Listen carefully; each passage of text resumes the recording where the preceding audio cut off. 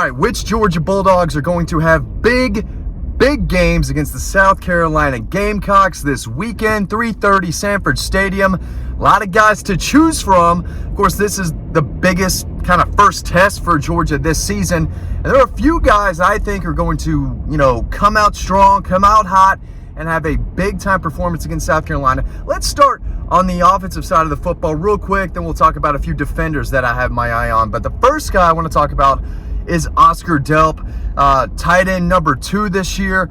Has played really well, especially blocking on the edge. But, of course, he's a big target in the passing game. Last year, he had a touchdown against South Carolina, and that was a big deal because if you remember his recruitment, he was a 4-star from Forsyth County, right down the road from me here.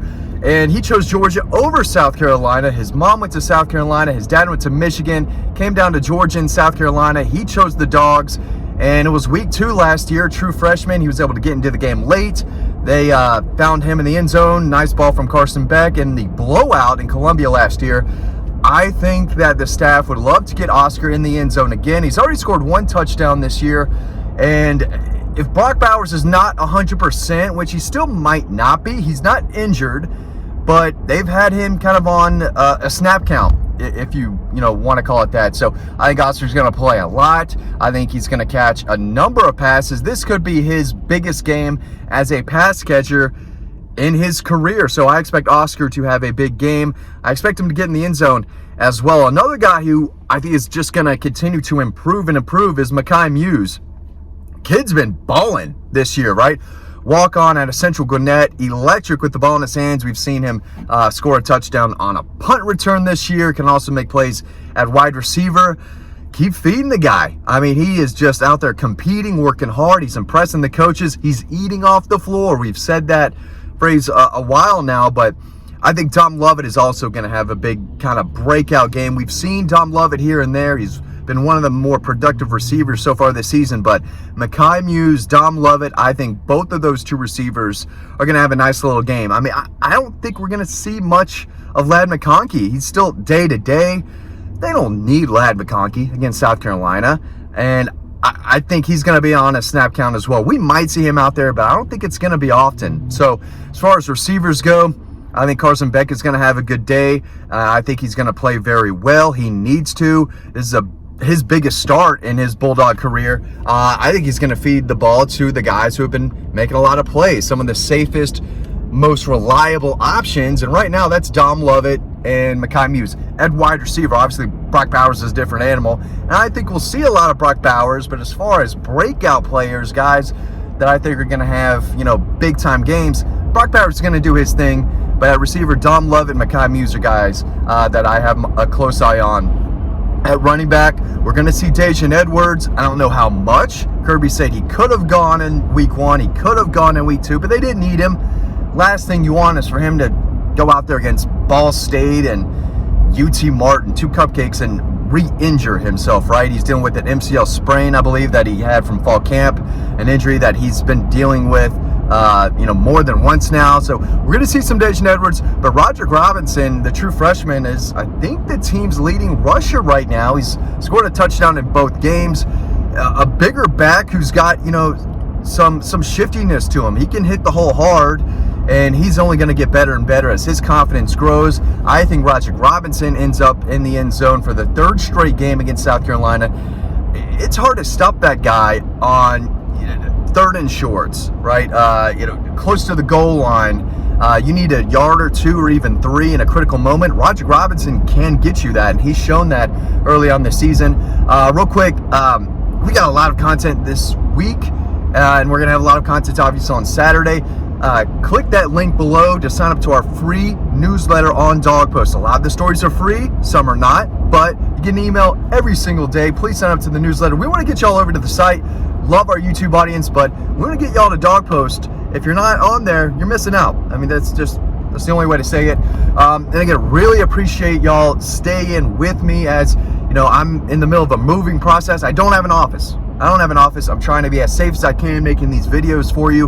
But, I've got my son on one hand, and I'm trying to make things easier on the in-laws who we're living with right now. So sometimes the only way I can make these videos is in the car driving around. I'm about to pull up to this here Publix and finish the video there, so I'm safe. But did want to make this video. Let's talk about defenders real quick. Michael Williams, an edge defender who could kind of play all over the defensive line for Georgia. I think he's in for a monster game. Give me 2 sacks. Give me 2 sacks for Michael Williams. Carolina's offensive line is garbage. It's trash. They can't block anybody. They give up 9 sacks against North Carolina. They can't run the ball. Their best running back right now is a 23-year-old former quarterback, Dak Joyner. That's not going to cut it. Can't beat Georgia like that. They are just not running the football. Spencer Rattler, not Desmond Ridder, who I think I said in another video. Spencer Rattler is having a nice season. He holds on to the ball a little too much, and that's where I think Georgia is going to attack. If you're worried about Georgia's sack total so far, I think you're going to be very surprised with what they do against South Carolina and Spencer Rattler, not Desmond Ridder. And I think that Glenn Schumann's going to be dialing up a good bit of different types of blitzes. I don't know if they're going to throw the kitchen sink at almost did again, Spencer Rattler, but they're going to get to him. And he didn't play well against Georgia last year at all. Seeing ghost, I think, out there. But Georgia's going to get to him. Again, he's playing well when he's got a little bit of time. They have Juice Wells coming back, a receiver who's their best receiver, getting healthier. But Xavier Legette has been making a lot of plays for them at wide receiver. So if Juice Wells is back, that gives him 2 solid receivers on the outside. So Georgia's going to have to go against the best receiver they've seen and one of the best receivers they're going to see all season. And Legette, Juice Wells is going to make things a little more interesting and will help out Spencer Rattler, but they can't block. Those guys can't play offensive line. The offensive line is real trouble. They are in trouble. They were against North Carolina week 1, and Georgia, I think, is going to eat them up. Eat them up for early evening. We'll call that 3:30 time.